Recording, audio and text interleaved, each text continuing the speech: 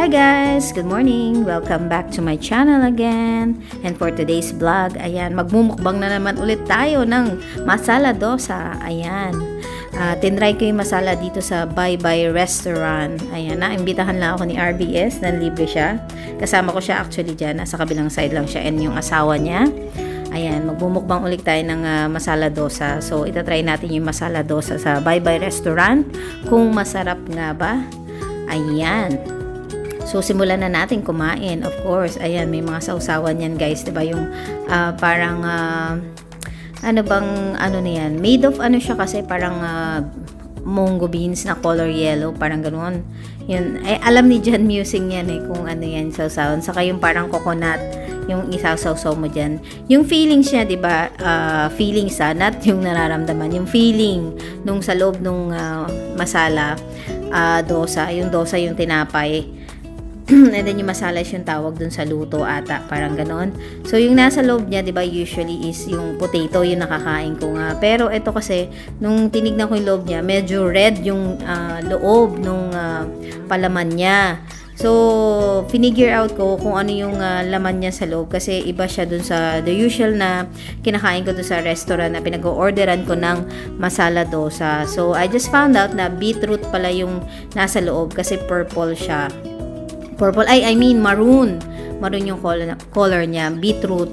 Ayan, masarap din yung ano yun, di ko alam kung gulay siya siguro ata. Gulay, i-search nyo na lang siya, beetroot.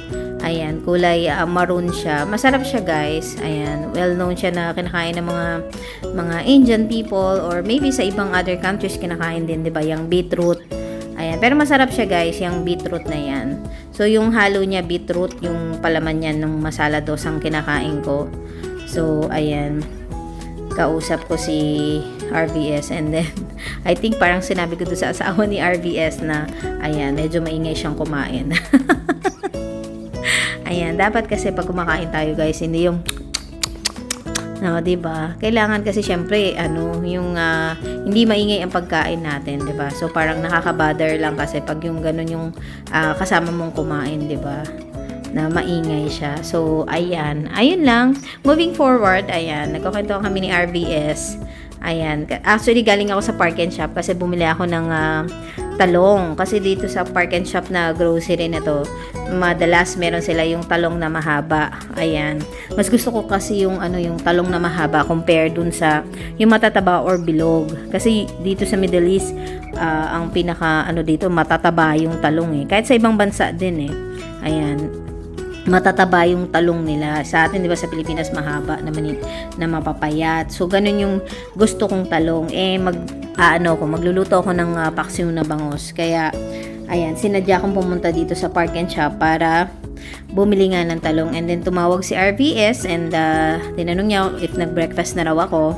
Sabi ko hindi pa. Ayan, manlilibre daw siya kasi nakuha niya na yung ATM card niya. Ayan. Yayamanin na siya. Nakuha niya na yung ATM card niya. Kasi dito sa Qatar, most of ang ginagamit ng mode of payment kasi card. Ayan. So, pwede naman cash, pero usually sa mga government kasi dito, mga card na yung ginagamit. Mas maganda nga yun kasi 'di ba, iwas sa mga korupsyon, 'di ba? Pag sa Pilipinas, 'di ba? Puro cash and then may tendency na pwede nilang ibulsa yung binabayad na cash, 'di ba? Unlike pag sa card, 'di ba? Yung transaction niya talaga na siya computerized, 'di ba? O talagang dapat magtali according dun sa sale na purchase o na ibenta, 'di ba? So, pag cash kasi, may tendency na maibulsa yun, 'di ba? So, sana sa atin ganun din, 'di ba? Na yung mga government transaction sa atin is by card na, 'di ba? Para at least may iwasan yung corruption, 'di ba? So, ayan, napunta na tayo sa corruption. Mukbang nga 'to, 'di ba? Ayan na, i-share lang naman natin. Ayan, sarap na sarap si Cusineri, 'di ba? Masarap naman siya talaga, guys. Pero kinakain ko pa nga yung chili diyan kasi malalaki yung mga chili nasa palaman niya. Color green siya.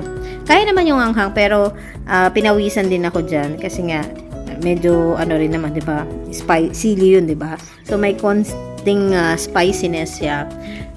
Hindi naman siya ganun talaga anghang kasi nga color green siya yung chili na nandyan na nakapalaman sa masala dosa ko. So, carry lang naman. So, ayun. Ayan, kain-kain tayo, o, diba? Galing din ako sa paghatid pala sa school. So, ayan. Naghatid ako sa school. And after ko maghatid kasi nagbayad muna ako dun sa locker no, ni ate dahil nga open na yung locker para dun sa mga estudyante. So, nag-avail kami ng locker para kay Ate Syla kasi nga ang daming books niya and notebooks. Nagdadalawang bag siya kasi hindi kasya sa isang bag. Kapag may book siya, 11 yung ano niya, notebooks niya. Tapos magdadala pa minsan ng 3 books sa isang araw, diba? So, talagang hindi kaya sa isang backpack lang yung things na dadali niya lahat. So, nagdadalawang bag siya. So, ngayon na may locker na siya, sabi ko na iwan niya na lang yung mga books and notebooks niya doon sa locker niya para kung kailan niya na lang kailangan, anong araw, kukunin niya na lang doon, hindi na mabigat yung bag niya para sa kanya kasi syempre ano 'di ba, maano din sa likod yun sa bata. And nasa first floor kasi si ate kaya hindi naman siya pwede magdala ng trolley bag na, and ayaw niya na rin kasi na malaking trolley bag. Though ngayon nagto-trolley siya na maliit kasi nga hindi kasya sa isang bag yung mga things na dadali niya since na may librong dinadala sila ngayon. Kaya ayan, malaking tulong yan na may locker na para at least may lalagay niya yung things niya doon. Then, kukunin niya na lang kung ano yung mga required notebooks or books na needed niya for the day, diba? So, ayun lang. I-enjoy ko na lang ang aking pagkain. And make sure pala na may kinakain kayo guys at baka mamaya ay gugutumin na naman kayo.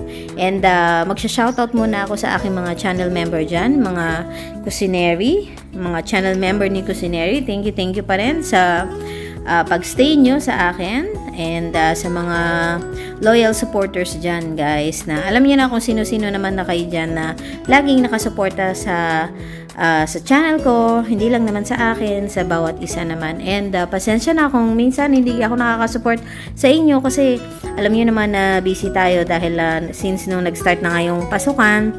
And alam niyo naman na si Cusinary is a full-time mommy. So, 3 yung anak na inaasikaso ko. And ayan, ako din yung naghahatid sundo sa kanila.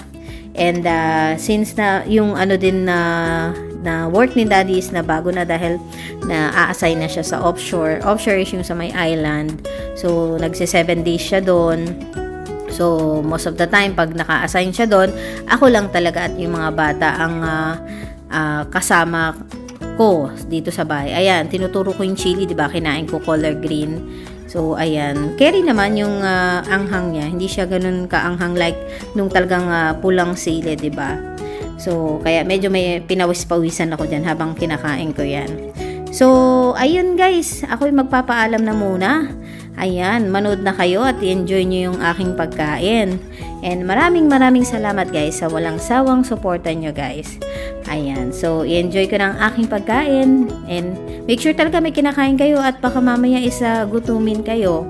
Ayan, so kung may mabibilang kayo dyan na mga Indian food, try nyo rin. Masarap yung mga Indian food kasi malasa yung mga pagkain nila guys.